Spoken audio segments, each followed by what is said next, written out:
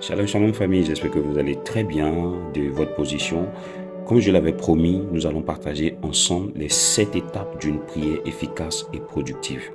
Mais avant tout propos, j'aimerais signifier que ce n'est pas une formule magique.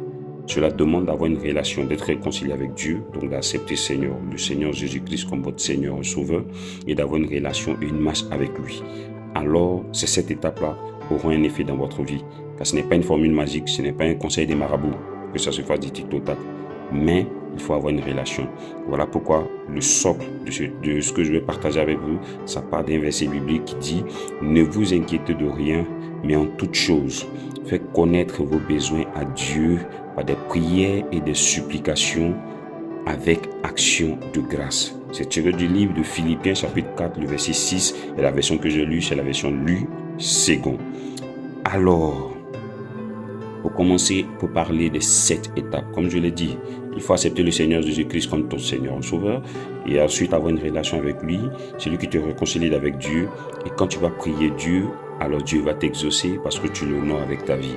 C'est très important, parce que toute prière qui est faite sans la foi et sans la sanctification, c'est une perte de temps. C'était mon avis. Ok, donc le premier point que nous allons traiter ce matin, c'est de bannir son cœur toute forme d'inquiétude. Bannir de son cœur l'inquiétude, ce qui revient à dire que de ne point douter dans son cœur. Lorsqu'on fait une prière à Dieu, il n'y a pas de doute. On est sûr que Dieu va répondre. Mais premièrement, il faut bannir de son cœur l'inquiétude, parce que quand l'inquiétude est là, l'inquiétude trouble la réalité des choses. Et donc l'inquiétude va venir te faire perdre te fait perdre le but. Et c'est comme Pierre sur l'eau, il a dit, Pierre, si c'est toi, dis-moi de venir. Et Jésus a dit, oui, c'est moi, viens. Mais après, l'inquiétude a pris le dessus parce que Pierre a jeté le regard de pas et là et il a vu que la mer se déchaînait.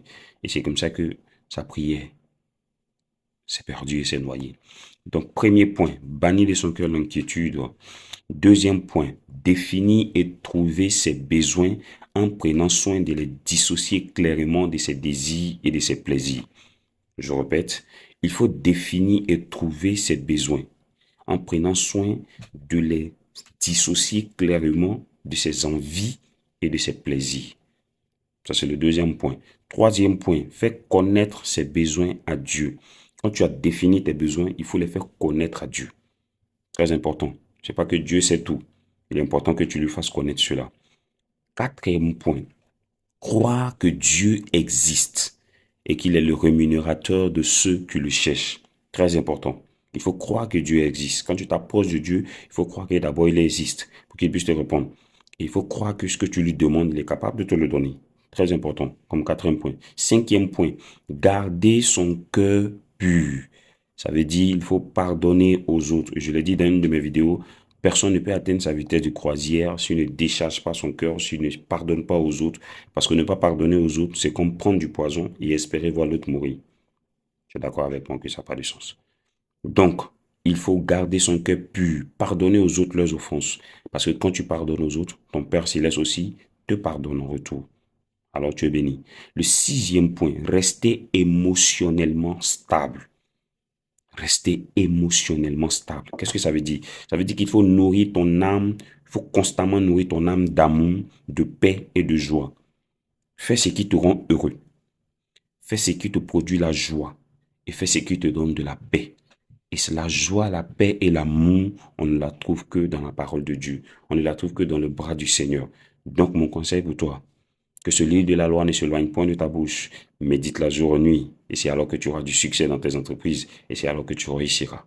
Que Dieu te bénisse. Septième point, faire des actions de grâce. C'est-à-dire accepter d'être une source de bénédiction pour une tierce personne. Pendant que tu es en train de prier pour demander de l'exaucement à Dieu, peut-être toi aussi tu es la réponse à la prière de quelqu'un. Si Dieu, sois attentif à l'instruction de Dieu. Dieu peut te dire que, fais tel dépôt à quelqu'un, va aider une telle femme, va servir quelqu'un. Et c'est dans le service que ta réponse aussi viendra parce que Dieu bénit celui qui est obéissant. Et donc, je vais finir pour dire que si tu suis ces 7 points, ces 7 étapes, assurément, tu vivras une vie de prière efficace et productive. Je te parle par expérience. C'est ma vie de chaque jour. Et donc, je veux dire à quelqu'un en PS, Dieu est garant de tes besoins. C'est ce qu'il a dit. Mais Dieu n'est nullement garant de tes plaisirs et de tes envies. Dieu n'est pas garant de tes plaisirs et de tes envies. Mais Dieu est garant de tes besoins.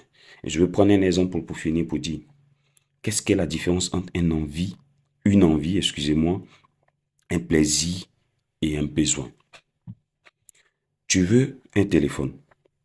C'est un besoin pour notre siècle présent.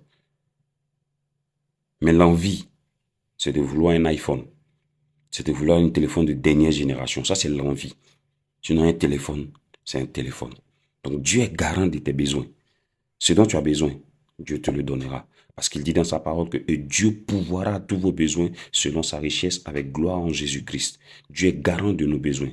Dieu n'est pas garant de nos plaisirs et de nos envies. Prends le temps de dissocier tes besoins de tes envies. Et alors, tu sauras les exposer à Dieu et tu pourras avoir des résultats palpables. C'est ma prière pour toi ce matin. Que Dieu te fasse grâce de trouver grâce à ses yeux, afin que ce que ton cœur cherche soit en accord avec la volonté de Dieu pour ta vie et que ta prière, à partir d'aujourd'hui, soit une prière efficace et productive à tous les niveaux au nom suprême de Jésus. Amen. Excellente journée famille, on reste en contact. Si vous avez aimé cette vidéo, merci de la partager pour qu'elle soit une bénédiction pour quelqu'un. Et si vous avez un sujet que vous voulez traiter en particulier, qui vous touche à cœur, vous avez des sujets sur lesquels, des versets sur lesquels vous avez des doutes, on peut le partager ensemble. Juste laissez-moi des messages, et on saura le partager. Que Dieu vous bénisse et on reste en contact. Excellente journée. Shalom.